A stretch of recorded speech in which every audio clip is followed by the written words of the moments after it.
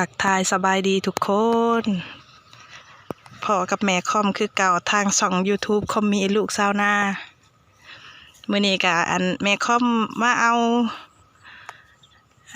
ยาสลายนิ่วอยู่บ้านน้องนกเขียนเนาะพอดีสาขาขนส่งมีไซเขาเจ้ายังบ่ทันได้เปิดก็เลยมาถาเอาเครื่องถาสาขาเขาเจ้าเปิดแล้วจังสิเขาไปเอาในระหว่างที่รอถาแม่คอมก็มาสวนน้ำป่าเนาะเอื่อยของพ่อคอมเพิ่นปลูกมักถั่วพุ่นน่ะป้าตัวสวนมักถั่วนะพี่น้องเอ้ย สวนมักถั่วอลิอลอได้นี่พ่ออันนี้มักถั่วตั้งเพิ่นว่าหาก็เก็บไปงวด1-2 งวดหักบ่หลายปานใดเพิ่นว่านี่มักถั่วตั้งให้หน้า1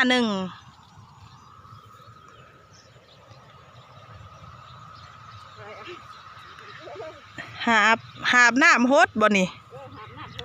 โปมขึ้นมาใส่อ่างไว้แล้วหาบฮดโอ้ป้าฮดเช้าฮดแรงบ่นี่บา2 มื้อฮดมื้อ1จักสิแม่นจักข้างเนาะลายกระดอ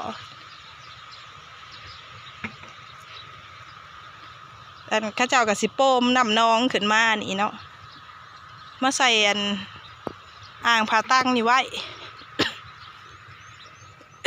ผ่าตั้งเพิ่นชอดว่าป้าเพิ่นกำลังสิซื้อมาเปลี่ยนใหม่เด้โปมมาใส่นี่แหละหาพดเอาว่าซั่นโอ้ผู้สาวน้อยพดแต่เช้าจนสวยยังบ่แล้วบ่ลอยปลูกลาย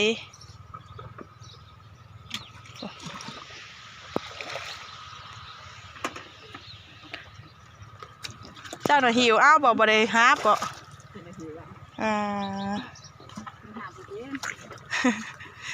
ผู้ได้บ่ได้ลึงหาบเลยเจ็บบ่าเธอได้หาบทำอิฐนะบัดลึงไปแล้วก็ธรรมดาทำอิฐนี่เจ็บขนาดแม่นแม่นบ้าถึงไข่แล้วถึงหาตะบิดเก็บส่งตลาดบ่นี่เอื้อยส่งตลาดแม่ค้าเขามาเอาแม่ค้าเขาจะมากับสวนเลยใครอยู่มันบ่ได้ไปหลอกขายคันไปหลอกขายนี่โอ้โหเผื่อสิได้ขายเบิดน้ำมันเป็นเท่าไรลิตรก็ยังบ่ทันได้ฮอดเฮือนคันไปหลอกขายนะ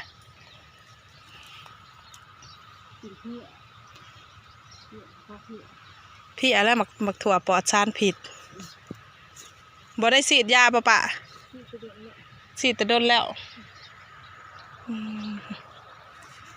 เก็บป้าตัวเผื่อฮดแล้วมันบ่อยากเพ่นพุติห้องเจ้านะจักไห้สะปะ2 ไห้มักถั่วตั้งกับแม่นบ่3 เจ้าบ่ปลูกน้ำกันเลย3 เจ้า 4 เจ้าปลูกสวนเดียวกัน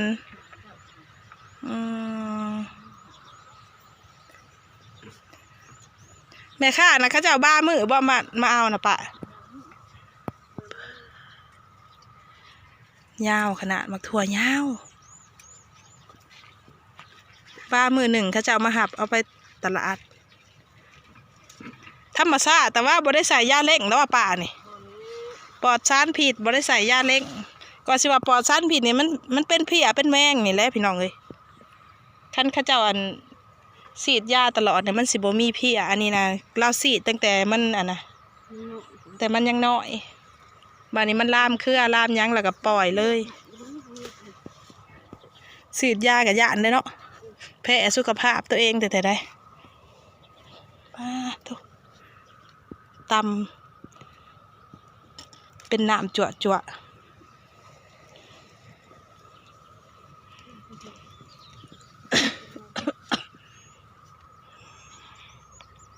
หลายอะไรได้ละปลูก2 ไห่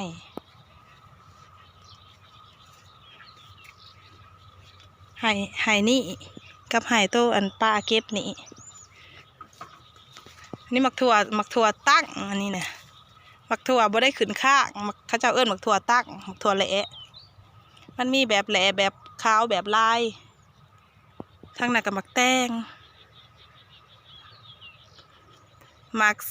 สะลอยบ่ข้าวเหนียวอันนี้หมักสลีข้าวเหนียวต้นน้อยๆ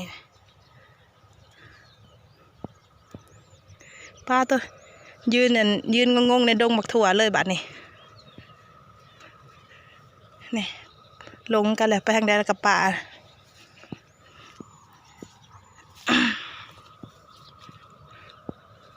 เนี่ยปะนิ้งไปใส่เลย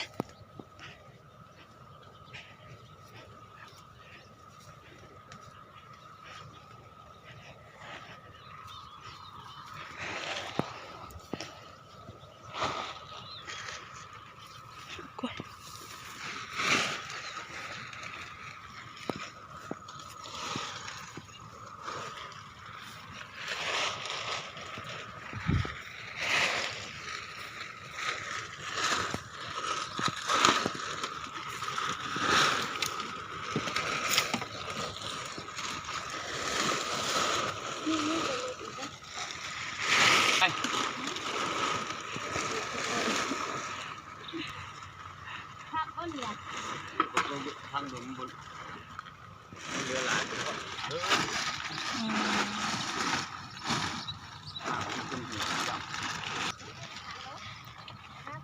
เ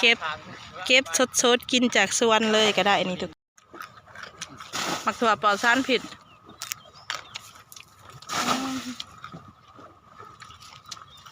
จังน้อยผลเก็บบัวถั่วก็มีหน่วยแก่หน่วยยางนำในบัตรมันหลาย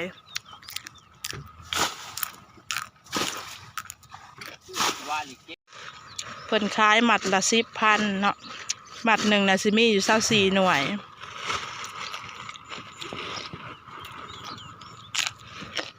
ขายส่งนั้น3หมัด20ขายหน่อยนะหมัด10มาแล้ว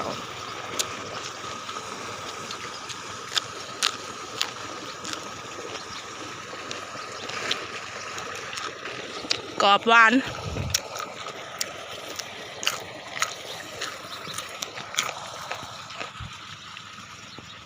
ยาวอะไรได้ปะจนสุดแขนหนึ่งหมักถั่วกะโอ้300,000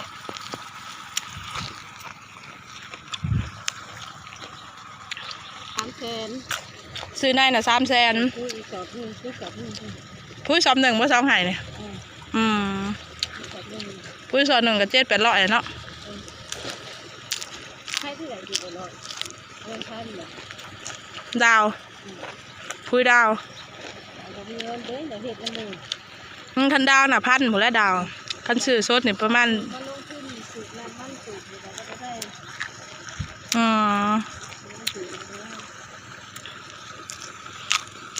ขายในหมักถั่ว300,000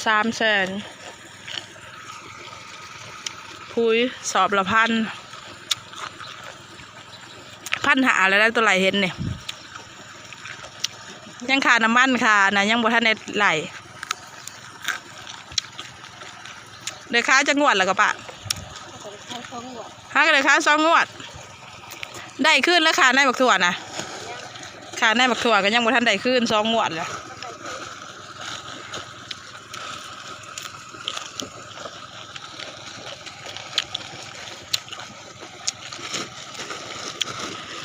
เต็มอ่างนี่ถั่วจังไห้นี่ฮดนี่มันถอดบริโภคเบิดได้บดมันบดแบบถือก็ใส่จักมันบกหรืออยู่ก็ใช่นำน้องกับบ่ใกล้มันได้มักถั่วตั้งนี่ก็คล้ายหมัด10คือกันบ่ใส่จักหน่วยมักถั่วตั้งนะ10 ปลาย10 ปลายมักถั่วเน่าประเจ้า4อัน10 ปลายเป็นมัดหนึ่งนะ3 มัดแต่เป็นคนหนึ่งนะ10,000เลยกับนี่แหละ10,000 3 มัดแดนร่วมเป็นคนหนึ่งนะ10,000ในหมัดหนึ่งนะ10 กว่าหมากมันนี่3 หมัด10,000 3 กับมือ50,000 มาอื้อลงไผ่สะปะ เขาใส่เลยเอาบ่ ฮะ เอาบ่สวย เอาแล้วจะมาใส่แกงหน่อไม้ ถามเอาเลยเอาละหน่วยละได้นี่นะสิมาใส่แกงมันแก่พวกหรือเปล่าจักนะ จังมันยังสิอ่อนบ่ เป็นเนาะขะหล่อขะแหล่กันเนาะเครือสันก็ดอดกระแดดกันดิ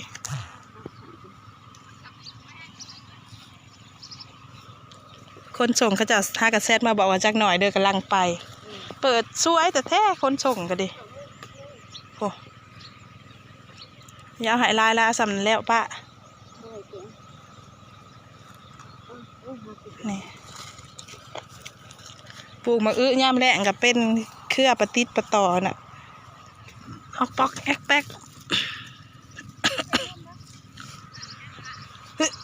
โอ้ยผู้ไอเนี่ยคอก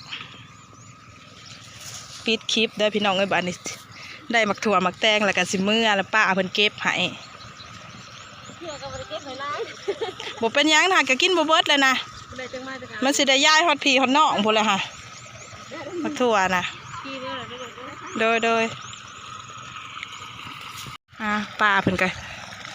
ทั้งหมักอื้อหมักถั่วเพิ่นเก็บให้ น้องไผ่ก็ได้แล้วก็หอบเมื่อได้บัดนี้เพราะว่าบริษัทขนส่งเขาเจ้าส่งข้อความมาว่ากำลังมาแล้วว่าซั่นโดยขอบใจหลายๆป้าเอ้ยอยู่ดีมีแฮงบ่เป็นหยังเขาเข้าใจอยู่โดยเพิ่นปลูก3 เจ้า 4 เจ้าปลูกนำกันบ่แม่นห้องผู้เดียวเนาะแต่ว่าอันค่าน้ำมันนี่ออกนำกันนะกะว่าคือสิแม่น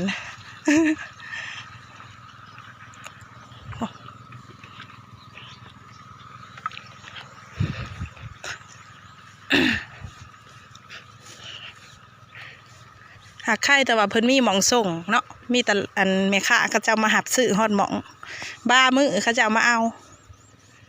บ้ามือหนึ่งแล้วเขาจะเอามาลัดซื้อเอา